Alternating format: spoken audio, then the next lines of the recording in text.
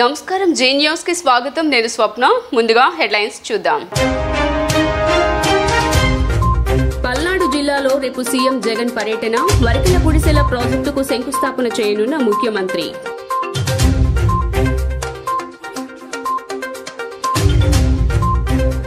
ముగిసిన టీడీపీ జనసేన పార్టీల ఉమ్మడి మేనిఫెస్టో కమిటీ తొలి భేటీ సంక్షేమంతో కూడిన అభివృద్ధి ప్రధాన అజెండాగా టీడీపీ జనసేన మేనిఫెస్టో ఉండనుందన్న నేతలు కార్తీక మాసం నేపథ్యంలో శివనామ స్మరణతో మారుమ్రోగిన శివాలయాలు విశేషంగా తరలివచ్చిన భక్తులు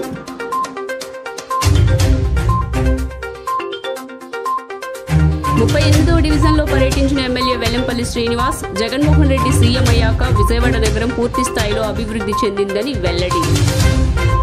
ఇక డీటెయిల్స్ చూస్తే ఆంధ్రప్రదేశ్ ముఖ్యమంత్రి వైఎస్ జగన్మోహన్ రెడ్డి రేపు పల్నాడు జిల్లా మాచర్లకు వెళ్లనున్నారు. వరికల పొడిసెల ప్రాజెక్టుకు ముఖ్యమంత్రి శంకుస్థాపన చేయనున్నారు. షెడ్యూలు ఇలా బుధవారం ఉదయం 9:45 సీఎం వైఎస్ జగన్ తన తాడేపల్లి నివాసం నుంచి బయలుదేరతారు. నేరుగా మాచర్లకు చేరుకుంటారు. అక్కడ చెన్నకేశవ కాలనీ ఎదురుగా ఏర్పాటు చేసిన బహిరంగ సమావేశం సభాస్థలి వద్దనే వరికల పొడిసెల ప్రాజెక్టు శంకుస్థాపన కార్యక్రమంలో పాల్గొంటారు. అనంతరం సభలో పాల్గొని ప్రసంగించి మధ్యాహ్నం తిరిగి తాడేపల్లికి చేరుకుంటారు.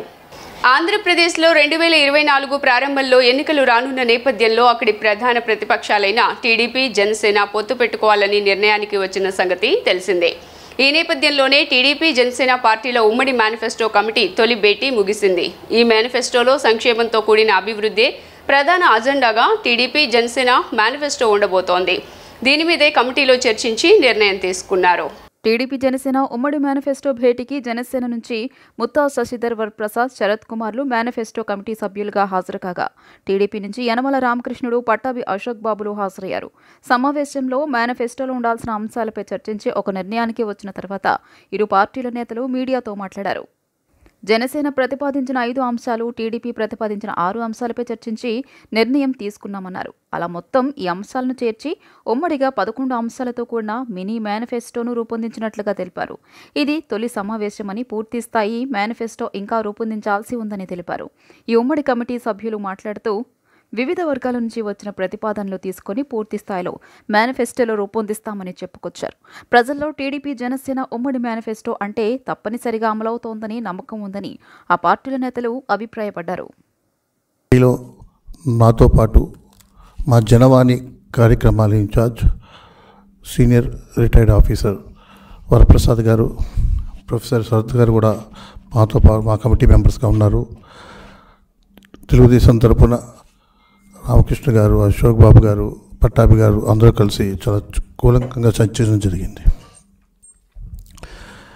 వై నాట్ 175 అంటూ జగన్మోహన్ రెడ్డి చెప్తుంటే ప్రజలు నవ్వుతున్నారు. ఎందుకు ఇచ్చాంరా 151 సీట్లు అని చెప్పేసి బాధపడుతున్న సందర్భం. ఆయన ఎన్నికలప్పుడు ఏదో మేనిఫెస్టో ఇచ్చేసి ఆ మేనిఫెస్టోని పూర్తి చేసామని చెప్పేసి మళ్ళా ప్రజల్ని మభ్యపెడుతున్న తీరు, మేనిఫెస్టో విధానాన్ని అపహాస్యం చేస్తున్నారు వీళ్ళు. మా తెలుగుదేశం పార్టీ మీద ఉన్నటువంటి 6 పాయింట్లు, అదేవిధంగా జనసేన తరఫున ఒక 5 పాయింట్లు ఇచ్చారు. అదేవిధంగా ఈ 2 కూడా క్లబ్ చేసి ఒక డ్రాఫ్ట్ ఉమ్మడి మేనిఫెస్టోగా, మినీ మేనిఫెస్టోగా తయారు చేసాం మేము. ఇది ఊరికే అప్రూవల్కి, అంటే పైన ఒక కమిటీ ఉంది కాబట్టి ఆ కమిటీ అప్రూవల్ కూడా పంపిస్తాం. ఇంచుమించు చాలా వరకు కూడా ఈ పాయింట్స్ అన్నీ కూడా కలిసే ఉన్నాయి. ఎంచేతంటే అందరి పాయింట్స్ కూడా ఇంచుమించు ఈ సొసైటీలో ఉండేటువంటి పేదరికం పోవాలి, ఈ సొసైటీలో ఉండేటువంటి అసమానతలు పోవాలి, మన ఆర్థిక వ్యవస్థ కూడా బాగుపడాలి, అదేవిధంగా రైతులకు సరైనటువంటి న్యాయం జరగాలి. వివిధ రంగాల్లో ఇంచుమించు అన్ని పాయింట్లు చేశాం. కార్తీక మాసోత్సవాలకు వన్ టౌన్లోని అన్ని శివాలయాలు సిద్ధమయ్యాయి. మంగళవారం వేకువజాము నుంచే అభిషేకాలు, పూజలు, సహస్రలింగార్చనలు, బిల్వార్చనలు, సమక చమక పారాయణ, మహాన్యాసపూర్వక ఏకాదశ రుద్రాభిషేకాలు, త్రికాలార్చనలు, హోమాలు తదితరాలను నిర్వహించేందుకు సర్వం సిద్ధం చేశారు. భక్తులు విశేషంగా తరలివచ్చే అవకాశం ఉన్నందున ఆలయ ఈవోలు ఏర్పాట్లు చేశారు.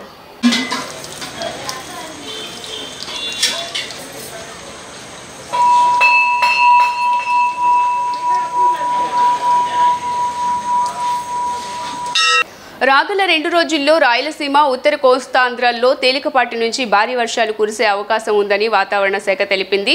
బంగాళాఖాతంలో ఏర్పడిన అల్పపీడనం రెండో వేవ్ తీవ్రతను బట్టి వర్షాలు మరింతగా కొనసాగే అవకాశం ఉంది. ఈ నెల 14 నాటికి ఆగ్నేయ బంగాళాఖాతంలో అల్పపీడనం ఏర్పడే అవకాశం ఉందని అమరావతి వాతావరణ కేంద్రం తెలిపింది. ఈ నెల 16 నాటికి అల్పపీడనం పశ్చిమ వాయువ్య దిశగా పయనించి మధ్య ఆనుకుని ఉన్న దక్షిణ బంగాళాఖాతంలో తీవ్ర అల్పపీడనంగా మారే అవకాశం ఉందని పేర్కొంది. ఈ వాతావరణ వ్యవస్థ ప్రభావంతో 14 నుంచి దక్షిణ కోస్తా రాయలసీమ ప్రాంతాల్లో 1-2 చోట్ల తేలికపాటి నుంచి మోస్తరు వర్షాలు లేదా ఉరుములతో కూడిన జల్లులు కురిసే అవకాశం ఉంది. నవంబర్ 14-15 తేదీల్లో ఆగ్నేయ బంగాళాఖాతం, అండమాన్ ప్రాంతాలు, పశ్చిమ మధ్య బంగాళాఖాతం, తూర్పు మధ్య బంగాళాఖాతంలో నవంబర్ 15-16 తేదీల్లో గంటకు 55 కిలోమీటర్ల వేగంతో గాలులు వీస్తాయని వాతావరణ శాఖ అంచనా వేసింది. మోదీ పాలనలో దేశం విలపిత భారత్గా మారిందని మాటల మరాఠీ మోదీ ప్రజలను మోసం చేస్తున్నారని సిపిఎం రాష్ట్ర కార్యదర్శి శ్రీనివాసరావు అన్నారు. కేంద్రం ఏపీకి అన్ని విధాలా అన్యాయం చేసింది తెలుసునని, తెలంగాణ ఎన్నికల్లో లబ్ధి పొందడానికి కృష్ణా జలాలపై ప్రకటనలు చేశారని ఆయన వైసీపీ, టీడీపీ, జనసేన నేతలు మాట్లాడటం లేదని మండిపడ్డారు. మహాత్మాగాంధీ రోడ్లోని బాలోత్సవ్ భవన్లో సిపిఎం రాష్ట్ర కార్యదర్శి శ్రీనివాసరావు విలేకరుల సమావేశం నిర్వహించారు. సిపిఎం రాష్ట్ర కార్యదర్శి వర్గ సభ్యులు సిహెచ్ బాబురావు, సిపిఎం నాయకులు దోనిపూడి కాశీనాథ్ ఇతర నాయకులతో కలిసి ప్రజారక్షణ భేరీ బ్యానర్లను ఆవిష్కరించారు. అనంతరం వారు మాట్లాడుతూ ఈ నెల 15న విజయవాడలో ప్రజారక్షణ భేరీ నిర్వహిస్తున్నామని, వేలాది మందితో భారీ ర్యాలీ నిర్వహిస్తామన్నారు. కళా బృందాలు, డప్పు వాయిద్యాలతో కళా ప్రదర్శనతో సభకు చేరుకుంటామని చెప్పారు. అనంతరం బహిరంగ సభలో ప్రభుత్వాల విధానాలను ప్రశ్నిస్తామన్నారు. ప్రజల ఎజెండాతో సాగుతున్న ప్రజారక్షణ భేరీకి 1,00,000 మంది తరలి రానున్నారని తెలిపారు. ఐఏఎస్, ఐపీఎస్లను బీజేపీ, వైసీపీలు తమ ప్రచారకర్తలుగా మార్చుకుంటున్నారని చెప్పారు. 26 జిల్లాల్లో తాము యాత్ర చేశామని, ఎక్కడా జగన్ కావాలని ఎవరూ చెప్పలేదన్నారు. వై ఏపీ నీడ్స్ జగన్ అనే పదమే నోరు తిరగడం లేదని, ఇక సామాన్య ప్రజలకు ఏమర్థమవుతుందన్నారు. యువత ఉద్యోగ ఉపాధి అవకాశాలు కోల్పోయారని, పన్నులు, విద్యుత్ భారాలతో ప్రజలు అల్లాడుతున్నారని, ఏజెన్సీ ప్రాంతాల్లో నాడు నేడు జగనన్న ఇళ్లు లేవని, ఆదివాసీలను జగన్ ప్రభుత్వం పూర్తిగా నిర్లక్ష్యం చేసిందన్నారు. అంబులెన్స్లు పోయే రోడ్డు కూడా లేదని, గిరిజన మహిళలు తీవ్ర ఇబ్బందులు పడుతున్నారని చెప్పారు. వైసీపీ వైఫల్యాలను రేపు సభలో వివరిస్తామన్నారు. వైసీపీ మద్యం అవినీతిపై కేంద్రానికి లేఖ రాస్తామని పురంధరేశ్వరి చెప్పారని, అయినా కేంద్రం స్పందించలేదంటే ఏమనుకోవాలన్నారు. బీజేపీ, వైసీపీ కపట నాటకాలు ప్రజలు గుర్తించాలని, బీజేపీకి మద్దతుగా ఉండే పార్టీలను ప్రజలు ఓడించాలని, బీజేపీ, వైసీపీ ఈసారి వస్తే ఏపీ శ్మశానంగా మారడం ఖాయమన్నారు. అందరికి నమస్కారం. ఈ ఎల్లుండి నవంబర్ 15వ తేదీ విజయవాడలో ప్రజారక్షణ భేరీ పేరుతోటి సిపిఎం రాష్ట్ర వ్యాప్తమైనటువంటి సమీకరణతోటి ఇక్కడ బహిరంగ సభ జరుగుతుంది. దానికి ముందు ఒక ప్రదర్శన కూడా జరుగుతుంది. ఈ రోజున్నటువంటి రాజకీయ పరిస్థితుల్లో వామపక్షాలు సిపిఎం యొక్క స్వతంత్ర రాజకీయ విధానాన్ని ప్రజల్లోకి విస్తృతంగా తీసుకుపోవటానికి, అలాగే ప్రజా ప్రణాళిక ద్వారా ప్రజల యొక్క సమస్యల పరిష్కారానికి ఒక ప్రత్యామ్నాయ ఎజెండాని ప్రజా ప్రణాళిక పేరుతో కూడా మేము జనంలోకి తీసుకుపోవాలని చెప్పి నిర్ణయించుకున్నాము. దాన్ని క్లుప్తంగా ఈ పాటికి విడుదల చేసాము. మరింత వివరంగా రేపు బహిరంగ సభలో కూడా దాన్ని విడుదల చేస్తాం. ఈ సందర్భంగా రాష్ట్రం అంతా కూడా పొలిటికల్ క్యాంపెయిన్ జరిగింది ఒక 4 రోజుల పాటు. ఈ క్యాంపెయిన్లో అనేక ప్రజా సమస్యలు ముందుకు వచ్చాయి. ఈ రోజు ఉన్నటువంటి రాజకీయ పార్టీలు ఏవి కూడా, వైఎస్ఆర్ పార్టీ ప్రభుత్వంలో ఉంది, బీజేపీ కేంద్రంలో ఉంది. ఇప్పుడు కేంద్రంలో ఉన్నటువంటి బీజేపీ ఇప్పుడు వికసిత భారత్ యాత్ర పేరుతోటి ఇప్పుడు ఐఏఎస్, ఐపీఎస్ని అందరినీ ఇన్వాల్వ్ చేసి వాళ్ళ స్కీములన్నీ ప్రచారం చేసుకోవాలని చెప్పని చేస్తుంది. ఒక రకంగా చెప్పాలంటే ఐఏఎస్, ఐపీఎస్ని ఆర్ఎస్ఎస్ ప్రచారకులుగా మార్చడం మినహా ఇది ఇంకోటి కాదు. ఇప్పుడు కొద్దిసేపు ప్రకటనలు. Welcome back. జగన్మోహన్ రెడ్డి హయాంలో విజయవాడ నగర అభివృద్ధి జరిగిందని పశ్చిమ నియోజకవర్గ ఎమ్మెల్యే వెల్లంపల్లి శ్రీనివాస్ అన్నారు. 38వ డివిజన్ కోట్ల రూపాయల అభివృద్ధి కార్యక్రమాలు చేశామన్నారు. గతంలో నగరాల కులాన్ని కొన్ని ప్రాంతాలను మాత్రమే రాజశేఖర్ రెడ్డి బీసీలోకి చేర్చారని గుర్తు చేశారు. 38వ డివిజన్ పరిధిలో పలు ప్రాంతాలను మంగళవారం నాడు మాజీ మంత్రి, పశ్చిమ నియోజకవర్గ శాసనసభ్యులు వెల్లంపల్లి శ్రీనివాసరావు క్షేత్రస్థాయిలో పర్యటించి ప్రజా సమస్యలను తెలుసుకున్నారు. డివిజన్లో జరగాల్సిన అభివృద్ధి పనుల గురించి అధికారులతో చర్చించారు. ఈ సందర్భంగా వెల్లంపల్లి మాట్లాడుతూ ఈరోజు 38వ డివిజన్ పరిధిలోని అర్జున్ వీధి, మల్లికార్జునపేట తదితర ప్రాంతాల్లో పర్యటించడం జరిగిందన్నారు. మల్లికార్జునపేట కమ్యూనిటీ హాల్ని అందుబాటులోకి తెస్తామని హామీ ఇచ్చారు. కరెంటు ఇబ్బందులు లేకుండా సబ్ స్టేషన్ ఏర్పాటుకి కృషి చేస్తున్నట్లు తెలిపారు. కొండపైకి వెళ్లేందుకు ర్యాంపులను అభివృద్ధి చేయమని అధికారులకు ఆదేశాలు ఇచ్చినట్లు తెలిపారు.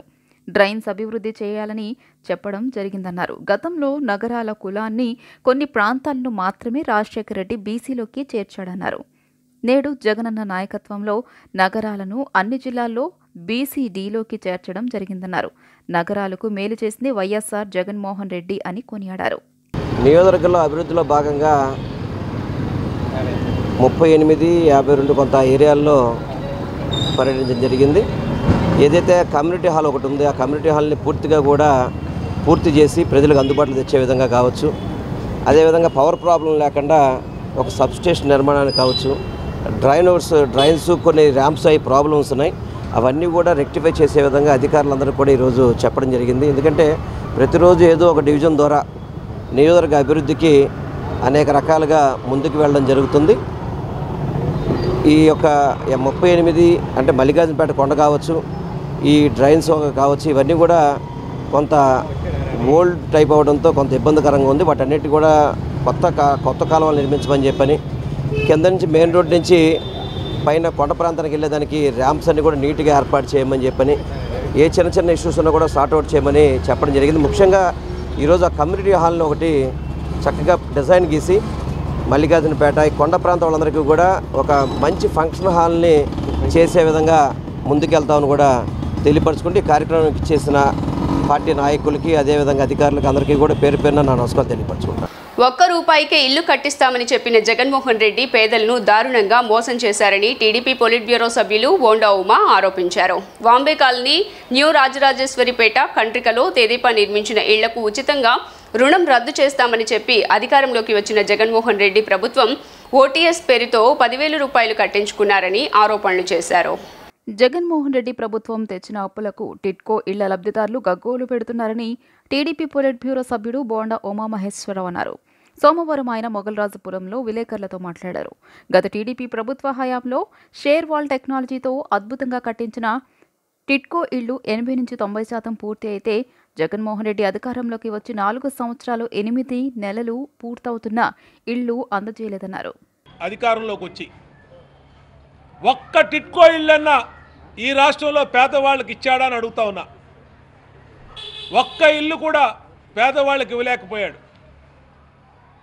ఎందుకు ఇవ్వలేకపోయాడంటే చంద్రబాబు గారు ఇచ్చినటువంటి ఇళ్ళు అద్భుతమైనటువంటి టెక్నాలజీతో నిర్మించినటువంటి, అటు 350 స్క్వేర్ ఫీట్ కానీ, 450 స్క్వేర్ ఫీట్ కానీ, డబుల్ బెడ్రూమ్ కానీ, సింగిల్ బెడ్రూమ్ కానీ, ఎక్కడా కూడా పేదవాళ్ళకి ఏ కొరత, ఏ ఇబ్బంది లేకుండా అన్ని మౌలిక సదుపాయాలతో చంద్రబాబు నాయుడు గారు టిడ్కో ఇళ్ళని డిజైన్ చేయించారు షేన్వాన్ టెక్నాలజీతో. ఈ జగన్మోహన్ రెడ్డి అధికారంలోకి వచ్చినాక సెంటు పట్టా అన్నాడు.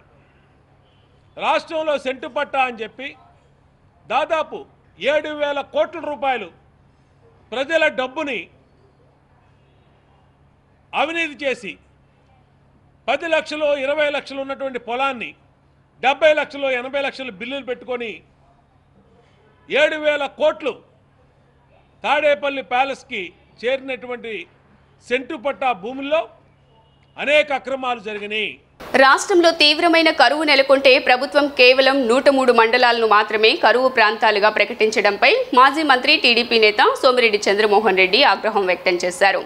వర్షాభావ పరిస్థితులు తీవ్రంగా ఉండటం వల్ల రాష్ట్రంలో వరి సాగు తగ్గిందని, ఇతర పంటలను రైతులు సాగు చేయటం లేదని ఆవేదన వ్యక్తం చేశారు. వ్యవసాయ, ఇరిగేషన్ మంత్రులు కరువు తీవ్రతపై కనీసం సమీక్షలు నిర్వహించడం లేదని ఆయన మండిపడ్డారు. వర్షాభావ పరిస్థితులు తీవ్రంగా ఉండడం వల్ల రాష్ట్రంలో వరి సాగు తగ్గిందని, ఇతర పంటలను రైతులు సాగు చేయడం లేదని మాజీ మంత్రి టీడీపీ నేత సోమిరెడ్డి చంద్రమోహన్ రెడ్డి ఆవేదన వ్యక్తం చేశారు. వ్యవసాయ, ఇరిగేషన్ మంత్రులు కరువు తీవ్రతపై కనీసం సమీక్షలు నిర్వహించడం లేదని ఆయన మండిపడ్డారు. కరువుపై వ్యవసాయ మంత్రిని ప్రశ్నిస్తే తమకు సంబంధం లేదంటున్నారని అన్నారు. కరువు ప్రాంతాల్లో పర్యటించినప్పుడు అక్కడి రైతుల కష్టాలను చూసినప్పుడు కడుపు తరుక్కుపోతోందని ఆందోళన వ్యక్తం చేశారు. లక్షల రూపాయలు పెట్టుబడులు పెట్టి పంటలు ఎండిపోవడంతో రైతులు కూలీలుగా మారారని అన్నారు. రాష్ట్రంలో కరువు లేని జిల్లా లేదని ఆరోపించారు. కడప జిల్లాలో కరువు మండలాలను ప్రకటించలేదని ఆగ్రహం వ్యక్తం చేశారు. రాష్ట్రంలో పంటల సాగు ఇప్పుడు నమోదైనంత తక్కువగా గత 50 సంవత్సరాలలో ఎప్పుడూ నమోదు కాలేదని అన్నారు. ఇతర పంటలు 6 లక్షల ఎకరాలు తగ్గిపోయినాయి. కనపడటంలా మంత్రులకే అన్ఫార్చునేట్. అసలు ఏం మాట్లాడుతారు? ఈ రాష్ట్రంలో ఇప్పటికీ వ్యవసాయ మంత్రి ఒక్క గంట సమీక్ష చేసావా? అక్కడ మేము రాయలసీమ జిల్లాలు పర్యటిస్తే ఆ కడుపు కోత, ఒక లక్ష్మి అనే అమ్మాయి 8 ఎకరాలు భార్యాభర్తలు అప్పు చేసి మిరప వేస్తే మిరపకి ఎకరాకి 1.5 లక్ష అవుద్ది. ₹1,00,000 ఆల్రెడీ పెట్టేశారు. మొత్తం 8 ఎకరాలు ఎండిపోయింది. బిడ్డలను చదివించుకున్నదానికి కూలికి పోతున్నారు భార్యాభర్తలు. అంటే మీరు మంత్రులు పోయి ఇంత తీవ్రమైన కరువు ఉంటే, రాయలసీమ మొత్తం కరువు తాండవిస్తుంటే కడప జిల్లాలో కరువు మండలం ప్రకటించలే. మాకు ఏం చేస్తున్నారు మీరు? ఎన్టీఆర్ జిల్లా కంచుకచెర్ల మండలం కీసర వద్ద మున్నేరు వాగులో నిన్న ఈతకు దిగి 5 గల్లంతవగా వారిలో 3 మృతి చెందారు. గల్లంతైన యువకులను గ్రామస్తులు, మత్స్యకారులు బయటకు తీసి ఆసుపత్రికి తరలించారు. 3 యువకులు మృతి చెందగా మిగిలిన 2కి చికిత్సను అందిస్తున్నారు. దీపావళి పండుగ వేళ మున్నేరులో 3 యువకులు మృతి చెందారు. మరొకరి పరిస్థితి విషమంగా ఉండడంతో ఎన్టీఆర్ జిల్లా కంచుకచెర్ల మండలం ఐతవరంలో చీకట్లో అలముకున్నాయి. నిరుపేదల కుటుంబాల్లో చేతికి వచ్చిన కుమారుల మృతితో తల్లిదండ్రులు, కుటుంబ సభ్యులు కన్నీరు మున్నీరుగా విలిపిస్తున్నారు. ఐతవరం గ్రామానికి చెందిన 11 మంది యువకులు, విద్యార్థులు దీపావళి పండుగకు స్వగ్రామంలోనే ఉన్నారు. పండుగ సెలవు కావడంతో ఆదివారం ఆనందంగా గడిపారు. సోమవారం మధ్యాహ్నం 1:30 గ్రామానికి పక్కనే ఉన్న కీసర వంతెన వద్ద మున్నేరులో సరదాగా గడిపేందుకు వెళ్లారు. అందరూ కలిసి మధ్యాహ్నం 2:30 మున్నేరులో దిగారు. అంతా కలిసి నీళ్లలో ఆడుకున్నారు. అంతలోనే మున్నేరుకు నీరు వస్తుండడం 8 మంది ఇసుక అక్రమ తవ్వకాలతో ఏర్పడిన గుంతల్లో గల్లంతయ్యారు. మరోవైపు ఉన్న స్నేహితులు గమనించి వారిని కాపాడేందుకు ప్రయత్నించారు. ఊహించని దరిమిలా నిమిషాల వ్యవధిలో 3 ప్రాణాలు బలవగా మరో 2 ఆసుపత్రిలో చికిత్స పొందుతున్నారు. వారిలో ఒకరు మృత్యువుతో పోరాడుతున్నారు. సమాచారం తెలుసుకున్న ఐతవరం, అంబారుపేట, నందిగామ వారు, బంధువులు, స్నేహితులు భారీగా నందిగామ ప్రభుత్వ వైద్యశాలకు తరలివచ్చారు. సంఘటన వివరాలు తెలుసుకుని ఎమ్మెల్యే డాక్టర్ మొండితోక జగన్మోహన్ రావు హుటాహుటిన ప్రభుత్వ ఆసుపత్రికి చేరుకుని యువకులకు ప్రాథమిక వైద్య చికిత్సలు అందించి మెరుగైన వైద్యం కోసం అంబులెన్స్లో విజయవాడకు తరలించారు. మృతులను నందిగామ మండలం ఐతవరం గ్రామానికి చెందిన చేచర్ల దినేష్, ఎడవల్లి గణేష్, గాలి సంతోష్ కుమార్గా గుర్తించారు. అక్కడ ఇదే విధంగా 2-3 ఇన్సిడెంట్స్ జరిగినాయి. అక్కడ ప్రమాదం అని కూడా తెలుసు అందరికీ. మొన్ననే ఒక విఆర్ఓ చనిపోయాడు. అంతకుముందు ఒక పిల్లాడు కూడా బట్టలకు తోటన ఉతకడానికని వెళ్ళి అందరి కళ్ళ ముందే ఇది జరిగింది. అక్కడ నీటి ఉధృతి, నీటి ప్రవాహం ఉన్నప్పుడల్లా కూడా కింద నేలను కోసేయడం కానీ, ఆ వడికి రకరకాలుగా ఈవెన్గా ఉండదు. ఇది ప్రమాదకరమైన స్థలం. తెలిసినప్పటికీ కూడా పిల్లలు స్నానానికని వెళ్ళడం కాసింత ఏమవుతుందిలే అనే ఉద్దేశంతో వెళ్తున్నారు. వల్ల శాండ్ ఎక్స్కవేషన్ వల్ల చనిపోయారంటే చూపించాడు. మీరే ప్రత్యక్ష సాక్షులు, ఎవరు కూడా కాదు. అన్ని ఛానల్స్ ఉన్నాయి ఇక్కడ. నా బాధ ఉండదు. అన్ని ఛానల్స్ ఉన్నాయి. అన్ని ఛానల్స్ను తీసుకెళ్దాం. వాళ్ళతో పాటు నేను కూడా వస్తాను. ఒక్కసారి చూపించమనండి. ఇసుక తవ్వకాలు ఎక్కడున్నాయి, ఎక్కడ చనిపోయారు, దాని ఇసుక వల్ల చనిపోయారా, ఒకవేళ ఇసుక వల్ల చనిపోయారంటే ఎప్పుడు తవ్వి ఇసుక కూడా చెప్పాలండి. అంతేగాని ఆరోపణలు సమయం, సందర్భం ఒక ఉంటుంది. ఎప్పుడు పడితే అప్పుడు, ఏది పడితే అది, ఏ సంఘటన పడితే ఆ సంఘటన రాజకీయ చేయాలనుకోవడం, అదేవిధంగా రాజకీయాలు వాడుకోవడం మంచి పద్ధతి. నా వాళ్ళకి తెలియజేస్తున్నాను. రాజకీయాలు ఎప్పుడైనా చేసుకోవచ్చు, కానీ ఇలా కాదు. చాలా బాధాకరం. వార్తలు ముగించే ముందు హెడ్లైన్స్ మరోసారి. పల్నాడు జిల్లాలో రేపు సీఎం జగన్ పర్యటన. వరకల గుడిసెల ప్రాజెక్టుకు శంకుస్థాపన చేయనున్న ముఖ్యమంత్రి.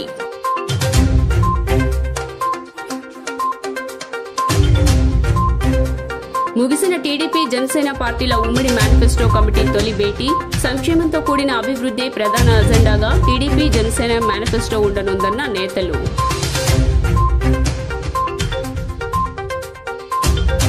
కార్తీక మాసం నేపథ్యంలో శివనామస్మరణతో మారుమ్రోగిన శివాలయాలు, విశేషంగా తరలివచ్చిన భక్తులు.